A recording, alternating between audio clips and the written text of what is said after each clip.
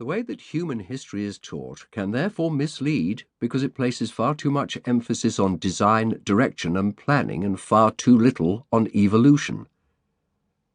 Thus, it seems that generals win battles, politicians run countries, scientists discover truths, artists create genres, inventors make breakthroughs, teachers shape minds, philosophers change minds, priests teach morality, businessmen lead businesses, conspirators cause crises, gods make morality.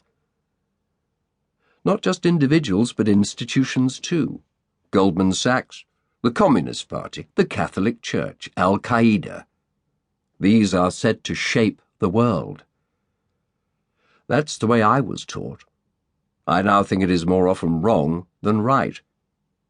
Individuals can make a difference, of course, and so can political parties or big companies. Leadership still matters.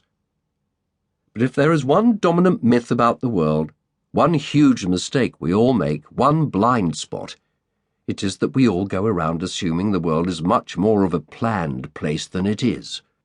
As a result, again and again we mistake cause for effect. We blame the sailing boat for the wind or credit the bystander with causing the event. A battle is won, so a general must have won it, not the malaria epidemic that debilitated the enemy army. A child learns, so a teacher must have taught her, not the books, peers, and curiosity that the teacher helped her find.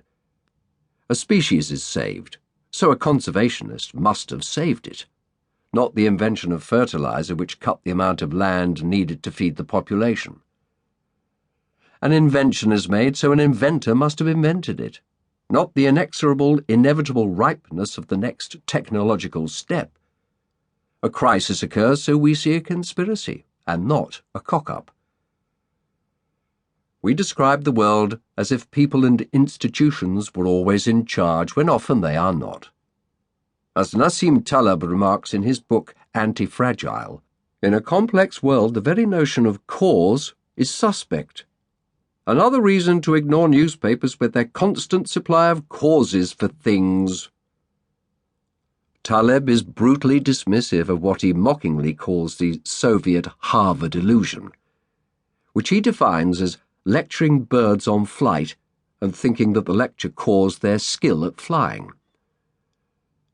Adam Smith was no less rude about what he called the man of system, who imagines that he can arrange the different members of a great society with as much ease as the hand arranges the different pieces upon a chessboard, without considering that on the great chessboard of human society the pieces have a motion of their own.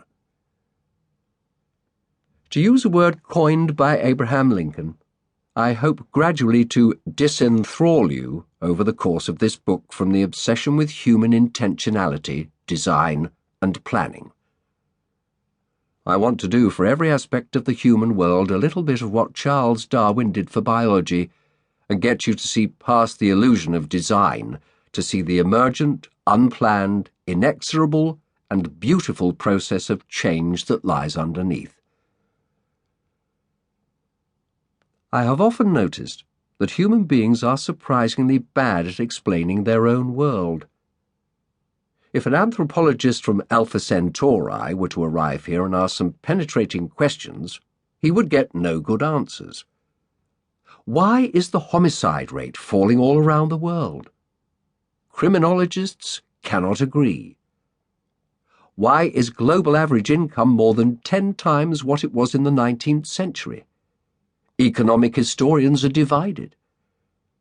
Why did some Africans start to invent cumulative technology and civilization around 200,000 years ago? Anthropologists do not know. How does the world economy work? Economists pretend to explain, but they cannot really do so in any detail. These phenomena belong in a strange category, first defined in 1767 by a Scottish Army chaplain by the name of Adam Ferguson. They are the result of human action, but not of human design. They are evolutionary phenomena in the original meaning of the word. They unfold.